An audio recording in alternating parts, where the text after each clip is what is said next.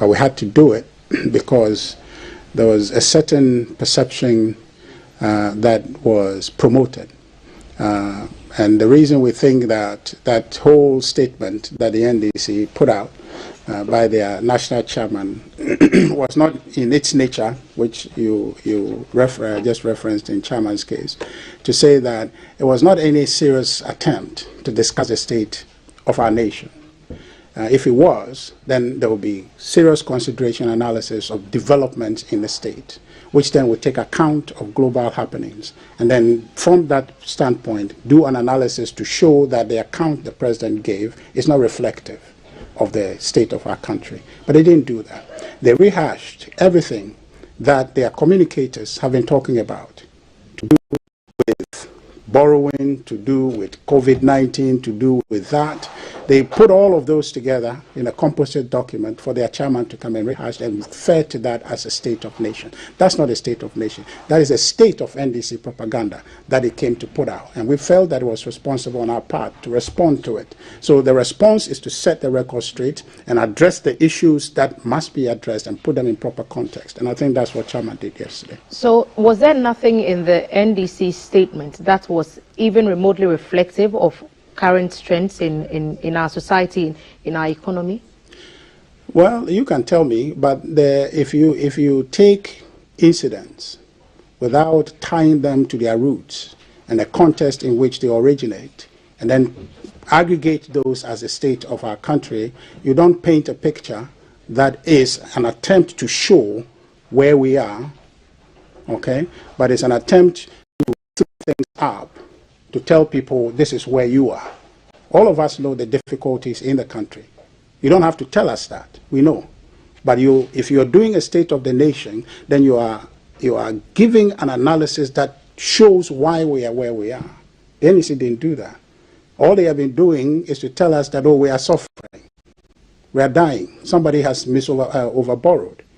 But there's a context to that. There's a basis to that. There's a reason why that happens. Where is that reason? If you don't tie that to it, then it becomes propaganda. It's lies that you're trying to throw out there. And if you look at the nature of it, this has been conversations they've been having. So just to say that one day they want to give the voice of their chairman to repeat everything they have been saying without reference to the causal factors that drove us there. And we thought that it's important to situate the argument so that we can have a fuller conversation about why we are here and then how we can get about it. Then we hold the NDC also responsible. Now, having given your state of the nation, what is your solution to address the state of the nation you painted? We didn't see that in their response. Let me dwell on the solutions later and whether NDC profited some or did not. But I'm listening to you. You're saying that, if I'm correct, and you can correct me if I'm wrong, that the NDC presented a state of the nation and said you had done things without giving a proper context to things.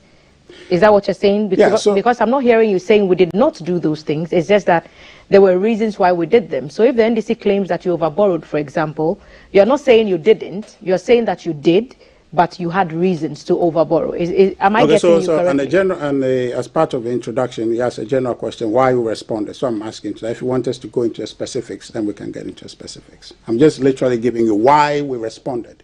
And we're saying that if you just come to say something without telling people the cause of it, right, then you're misleading the people. It could be that you are an A student, okay, and then next time you wrote an exam, you got a B or you got a C or you failed. If nobody tells the person who is examining your results that she used to be an A student, now she got an F, somebody can say, well, you've been cheating all along. But if somebody reminds the person that on the day you wrote this exam where you got F, you were sick, then it changes the context, right? So all I'm saying in answering your initial question is to say that the NDC painted a picture of a problem in a country without telling us what must account for that problem that we're in. And that's where we thought that they have been doing that on programs like this, just say what they want to say and walk away. But when they give that platform to their chairman to repeat it, then they are trying to cement a certain view. And we think that it's important to clarify that and to have a conversation. Okay, so let's take some of those issues one at a time, as many as time would allow us.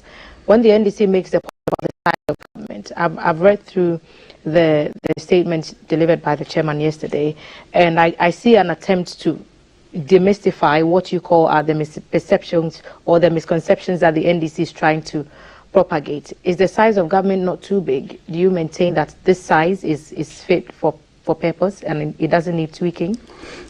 Well, that question is a relative question, right? What is big?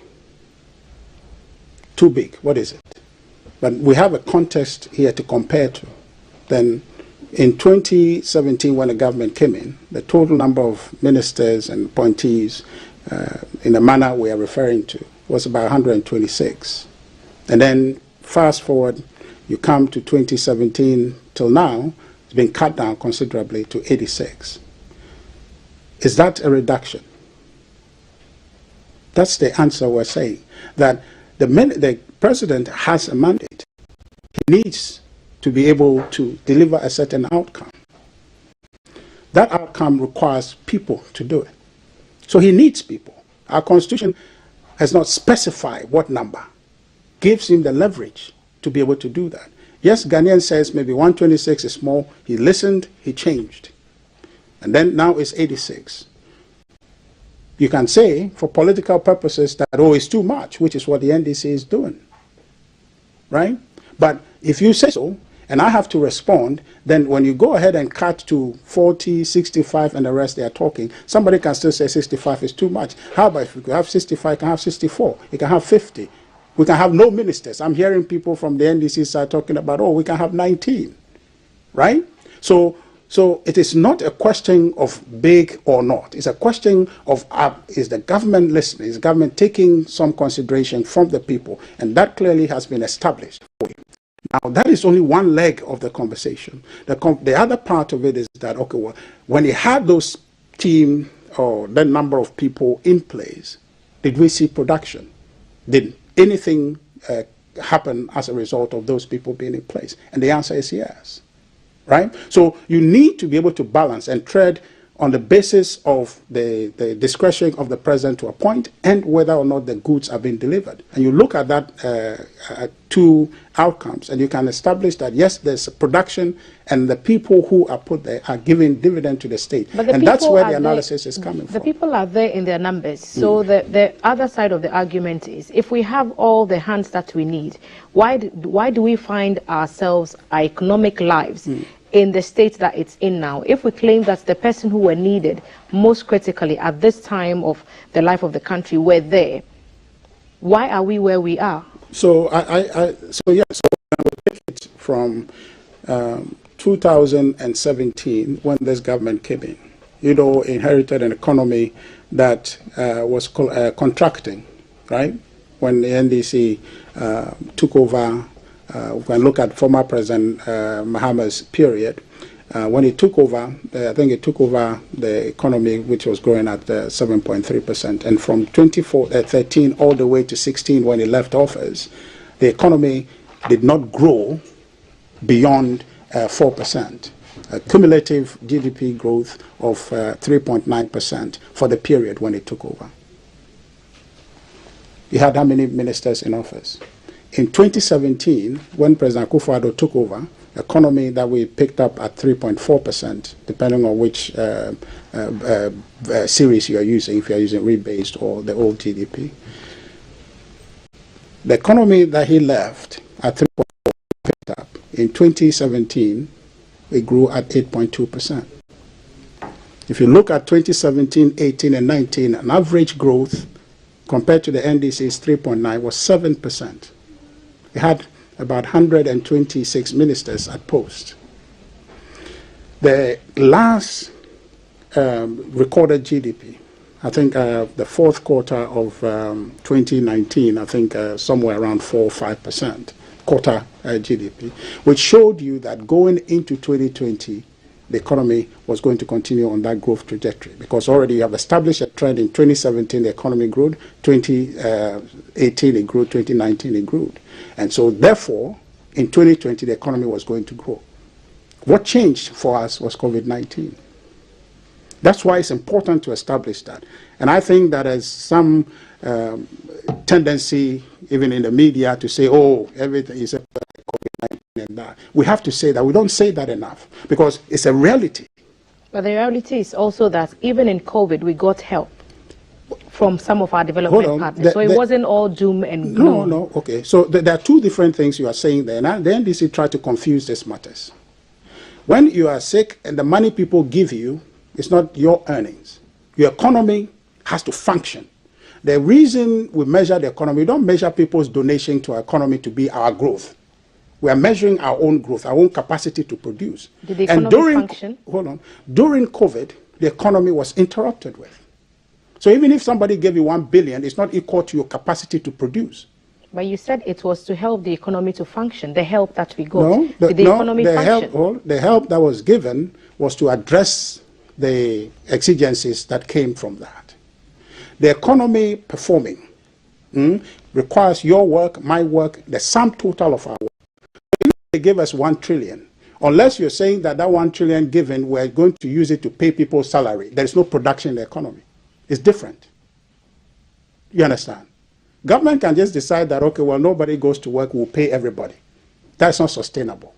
So the comparison of, so the money came, that is not production. Your production is different. How your economy works is not determined by how much money somebody gives you. It's about what everybody is doing and what income you are getting and how you are spending that income to create economic activity. So there are two different things. So it's misleading for them to say that, oh, COVID was a blessing. No, even if somebody gave it 1 trillion during COVID, it won't change the economy in substance unless that money is going to, say, build industries, create this, create that, so that everybody is working. The economy, it's not money we have in our pocket. The economy is what work we are all doing. And when you go to work here, the people are surrounding you who are selling water, ice cream, ice cake, and the rest. You go and shop from them, they interact with you. That's how the economy built. But COVID took that ability away from us. You understand? COVID took that ability from us. So you are measuring the economy. It's not equal to saying that you got this. So that's a totally a misleading conversation. So I was telling you that our economy could have grown into 2020, looking at the trajectory we're on from 2017, 18, and 19. But that was disrupted. And if you look, in 2021, so 2020 our GDP went, I think, 0.4, also depending on what years, and some people quoted 0.4 and 0.5. But 0.4 from 6.5 in 2019, right? And so 2020 to 0.5.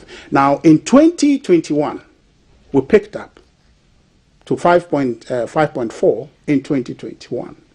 Now, indicative of growth in 2022 is the last quarter performance of 2021. In 2021, the last quarter, this economy grew at 6%. Last quarter provisional GDP estimate was 6%, which indicates to you that 2022, that momentum will carry on unless something happens.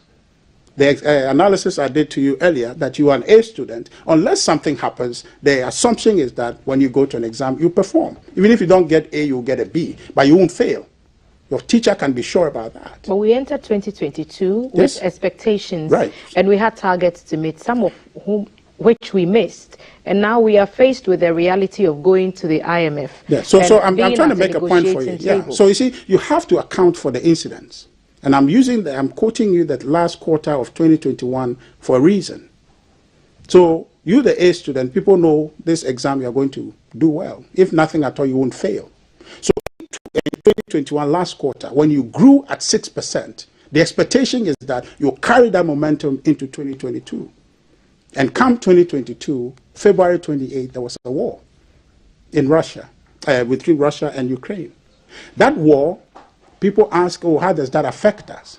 It created a global supply problem that reflected in cost of living. The NDC thinks that even the Russians and the Ukrainians are not complaining about the impact of the war and the disturbances in that side of the country more than a country like us, where we are using the Russia-Ukraine war as an excuse, according to the NDC, to explain why so much has been given to the government that your party has given to the country. You know, the NDC is not a standard because they are not having objective conversation.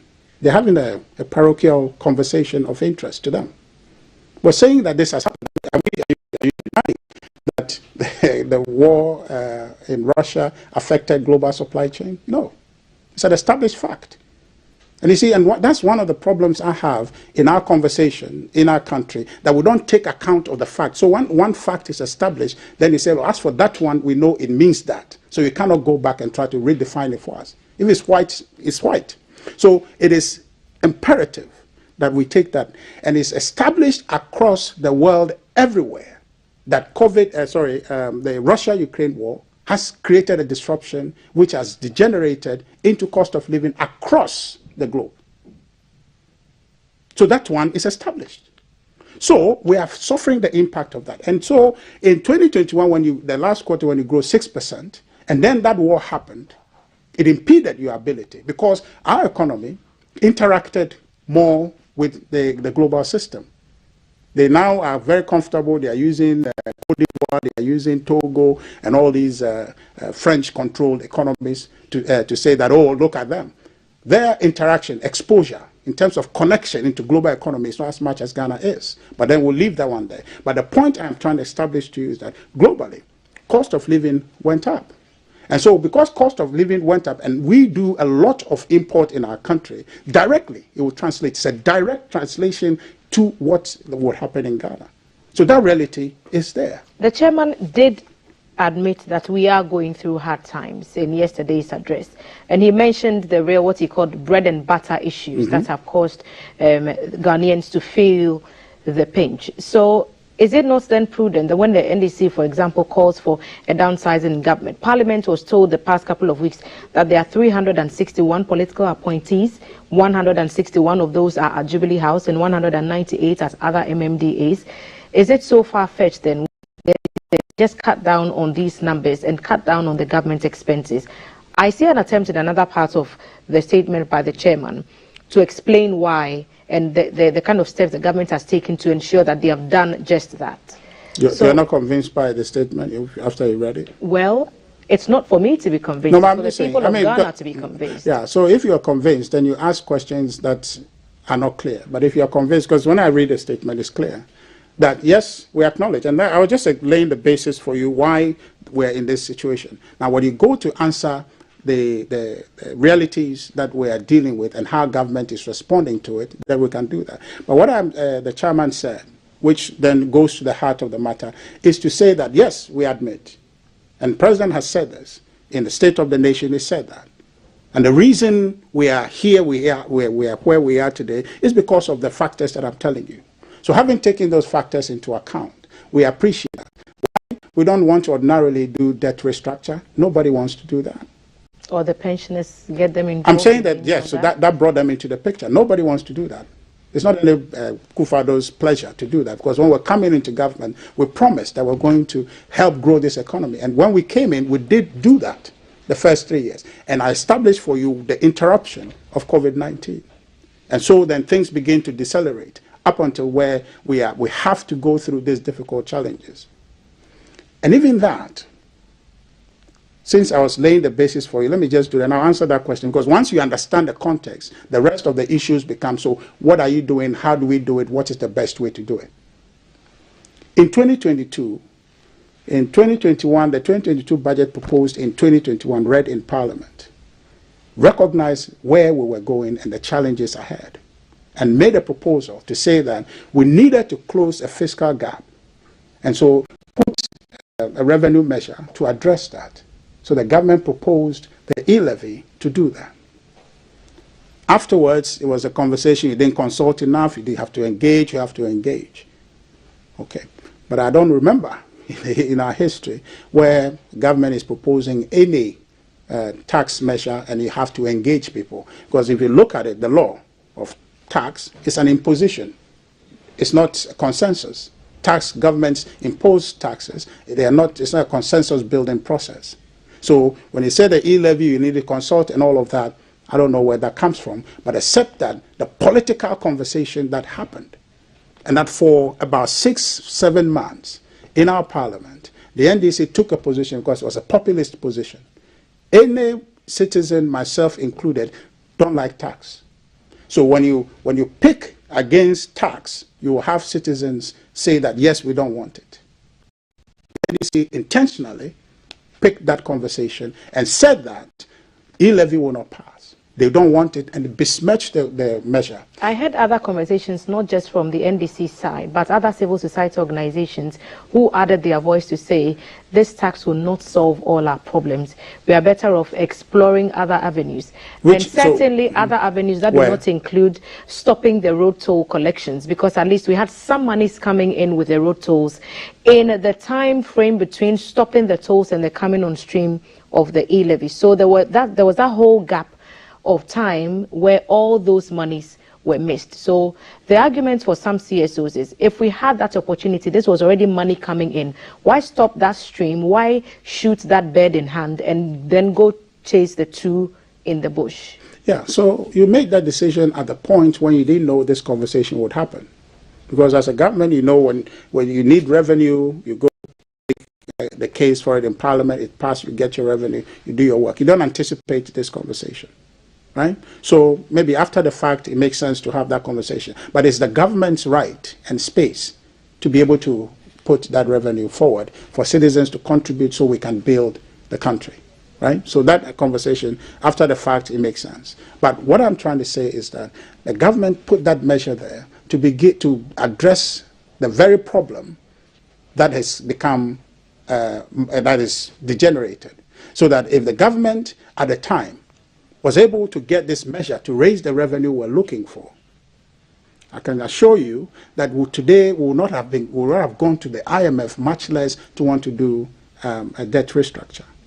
So when the NDC is having this conversation, they need to take responsibility for what has happened in Parliament. Now, they say that, oh, but you are in government. No, we're not in government alone. We have a hung Parliament. We have a situation where NDC can affect legislation, because the president can decide to impose a revenue. Okay, but the NDC, because of the number, because of the nature of the Parliament, you have a say in the matter. The tax bills that were recently laid before Parliament passed, despite what we are told, and some of your friends from the other side were at the table the day after, I believe, the 136 voting against the bill. So if the NPP wants to get a bill across because of the numbers, as you referred to, they will be able to pass if they bring all their members, including those who are in ambulances, to Parliament to vote. Yeah, but then that creates an impression. In government, you want to get your things done, but you want consensus. It's a reflection, that very revenue bill you're talking about, the outcome, the numbers, the voting pattern, is a reflection of a division, right? That polarization manifests by the NDC voting on block to say we don't want that revenue. If I'm a citizen looking at it, if I'm sympathetic to the NDC, I'll say that my party is not even supportive of it. So then they started talking about, oh, we didn't vote for it. What that means is that canvassing against the revenue measure. That was what they did with the e-levy. And so the measure didn't succeed. As a government, you want consensus building so that people on the NDC say, okay, well, people support it, so there must be a good thing. They paint that picture. So they are accountable for this.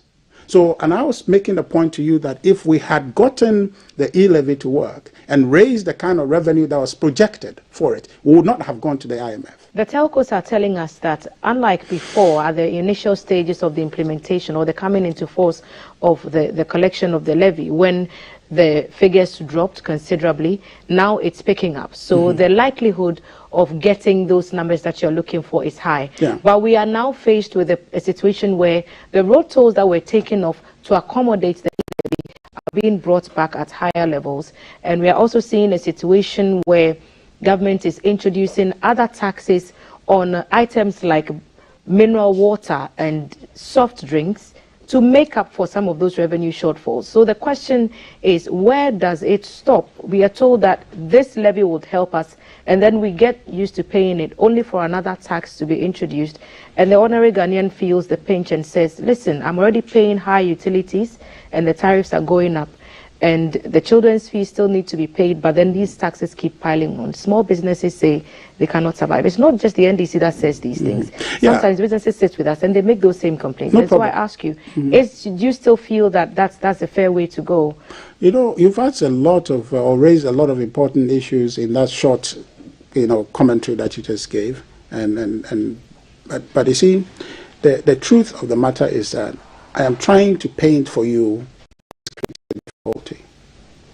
It's our politics. And it's the NDC's entrenched position.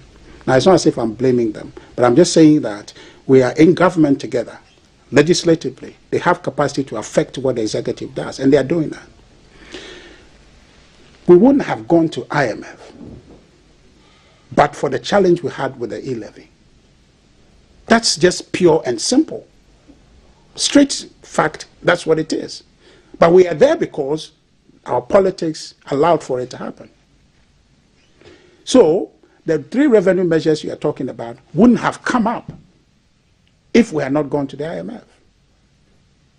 In other words, if the NDC did not pick a political position enabled by their numbers in Parliament to mischaracterize that revenue measure and invalidate government's ability to impose tax, we will not be here. So there's a consequence of being here. And as citizens, we need to be able to follow the conversation now, because what it is that you can choose to vote against the NPP today and vote for the NDC. But what you are doing is that you are voting for an individual who cannot solve the problem. I can guarantee you, and we can argue that all day, that the NPP, put side by side NDC, is better able to manage this economy than NDC. We have seen the NDC's record. So the challenges the NPP is facing is not because we are not able to manage the economy. If you look at our history, it's obvious. The NDC cannot manage its economy. They all, if you look at what conversation we had in 2001 up until 2008, the NDC won the election, it is all talk. It is all blame. They said, I think that's part of the statement, they said that the NPP under President Kufuor was corrupt. They shouted that to the high heavens. On the basis of that, because as a citizen, I don't like corruption. All of us don't like corruption. So anybody who is saying somebody is corrupt find support in the public. If I say my brother here who is manning the camera is a thief, and you know that he's interested in a certain lady to marry, you tell them that guy is a thief. But if you cannot produce evidence that he is a thief, you would have affected his chances of marrying that woman. After the fact, you can't produce the evidence. So when the NDC comes, let me just one conclude. Of the documents you could use. No, I'm just giving you a pattern. So 2001 up to 2009, when the NDC won the election, they have shouted that Kufuor and his appointees were corrupt. When they came to office from 2009 to 2016, they didn't prosecute and convict one person. So in other words, the analysis I was showing you, you would have said this man is a thief in order to deny his chances of marrying that woman, but you don't have evidence. So next time when you come to say, I am a thief, and I was there when you said I was a thief, and therefore spoil his chance but cannot give evidence, and you come to tell me, I said, no, that person is rather the corrupt person because he's abusing the public sentiment against corruption for his own interest. And so can we use statements or studies or research or reports like the Auditor General's report to use as a basis to say infractions were noticed, and in several of those infractions, cash was spent that should not either not have been spent or were overspent on items that would have been got for cheaper? That's an official government document. And NDC is saying these are some of the things they refer to when they say, let's probe the COVID-19 expenditure a bit more. And so that where there are instances where these things were mentioned, if they are further investigated, we'll be able to, you know, better make the call of whether these money should be refunded to the state or not, because we need all the money to do all the critical things for the people of Ghana. I don't have a problem. And I'm telling you, I'm a member of the New Patriotic Party, the communication director, but I'm Ghanaian first of all. So I don't have a problem. If the NDC want to probe it, they're in Parliament. I think they call for parliamentary probe. Let them do it. Let's do it. Let's find out. If somebody is found to be inappropriately conducting themselves under the guise of whatever office they have, they corrupt themselves. Let's find out. Let's really deal with that, because at the end of the day, it is our country first of all. So I agree with that position. But also we must agree when the NDC is abusing that leverage for political purposes. And I can establish for you all day long that the NDC is only interested in winning power for the sake of it, because their performance in this country doesn't show that they want to help build this economy. And that for me is a consequence of the conversation. To say that all that they are shouting today and the solution point that you say you go to, we have to get there. The point is that they don't have anything in hand with which to solve the problem. And my caution for Ghanaians is that let's not be in a hurry to say that, oh, we are in challenges. And that's what the chairman was admitting to, and was saying that, yes, there are challenges. Pensioners have to demonstrate, and people are talking generally about hardship, the tax measures that you talk about. People have concern. I have concern talking about imposing tax on